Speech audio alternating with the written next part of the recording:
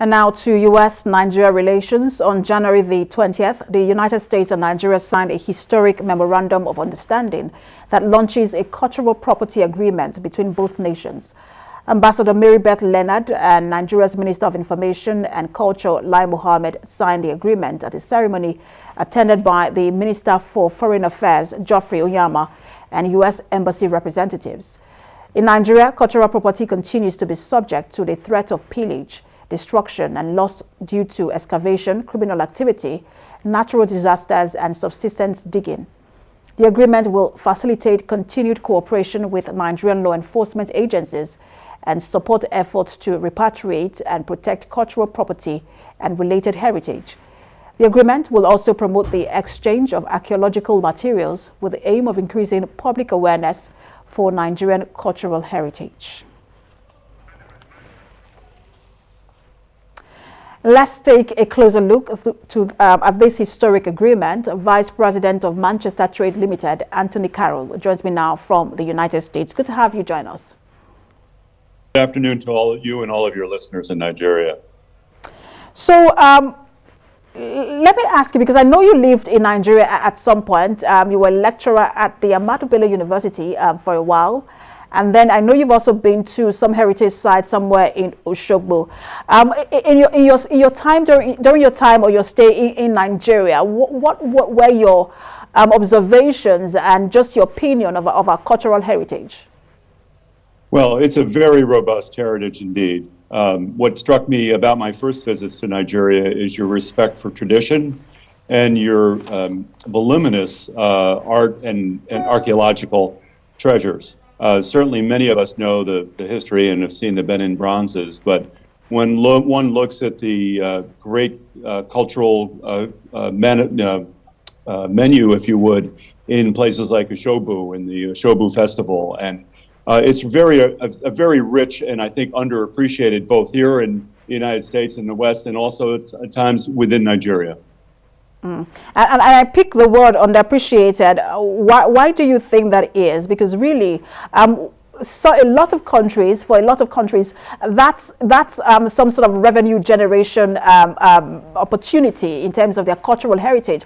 But it does look like somehow we have not been able to translate that into large revenue for the country. And you use the word underappreciated. Why do you think that is? Well, I think it's complicated. I think people have accustomed themselves to be looking in a fairly short horizon where they're looking to try to find a means to an existence and a means to success and a means to uplift their family and households. Perhaps at times that occupies more space and energy than you would in other societies. I think also, Nigeria is a very future-looking society, and perhaps there isn't the appreciation, if you would, of cultural heritage that you would like. I think that Nigeria, though, needs to perhaps find the means in which to promote this heritage, both in the terms of preservation of artifacts and also artistic treasures, but also to create public information platforms that find a greater appreciation. As you know, on the Mall here in Washington, D.C., we've recently opened up the African American Museum, which has just unearthed a whole slew, if you would, of activity and interest in trying to explore the origins and contributions that the African American community made to the United States, whether it be in music, art, civil rights movement, what have you. And I think that's really sort of where I'm going, is if Nigeria could create the sort of institutions that could galvanize the interest of Nigerians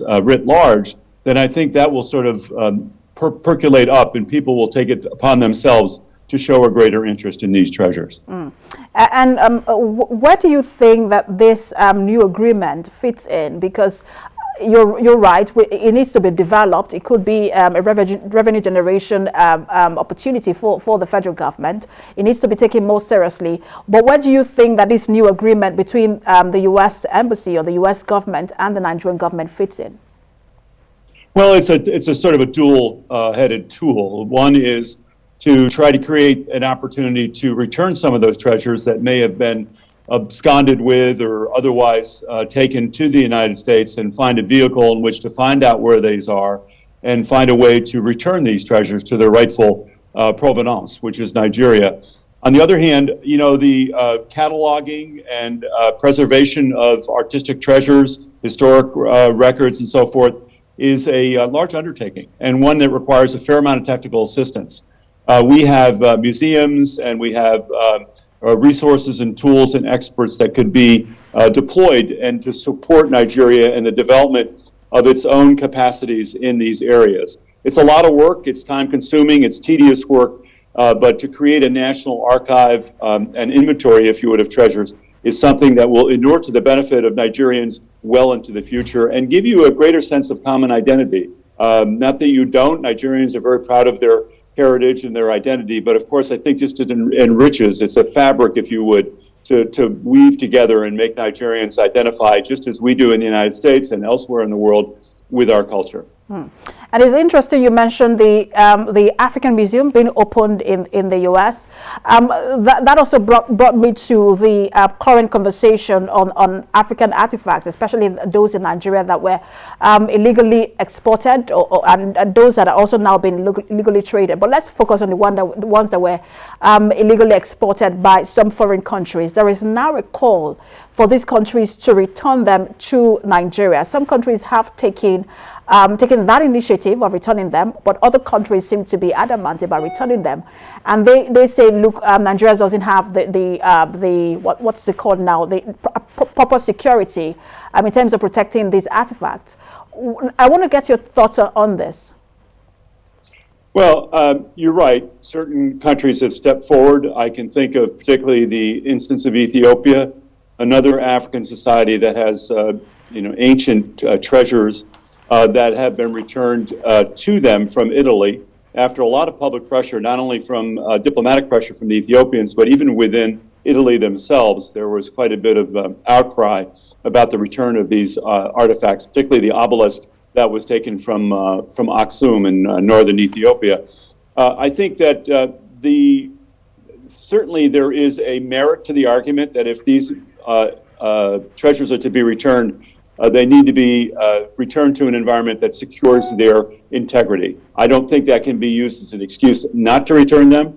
There might be a way in which we could work with the U.S. government in this new instrument to try to create maybe an interim storage area that would ensure the integrity of these treasures until such time that the environment in which they would be returned to would be secure and safe. Sometimes this may be just an excuse to buy time, but otherwise it's sometimes merited. I was once about 10 or 15 years ago involved in trying to return some figures from in California to Kenya, and it was hard to find not only the funds to return them to Kenya, because these were historic artifacts, but even to return them to where? What would be the environment in which they would be returned? They were in a museum in Southern California. They recognized that they were perhaps brought there illegally or certainly improperly. They wanted to return them, but getting the funds to transfer them and also ensure that these treasures would be kept in a manner that would preserve them were concerns and obstacles. But I think we have to work on these. And I hope this agreement covers that in terms of proper storage and protection of these artifacts. I know the work has started already. The Oshu-Oshogbo Grove, Sacred Grove, is the first site. Thank you so much for talking to us, as always. It's Vice President of Manchester Trade Limited, Anthony Carroll. Thank you.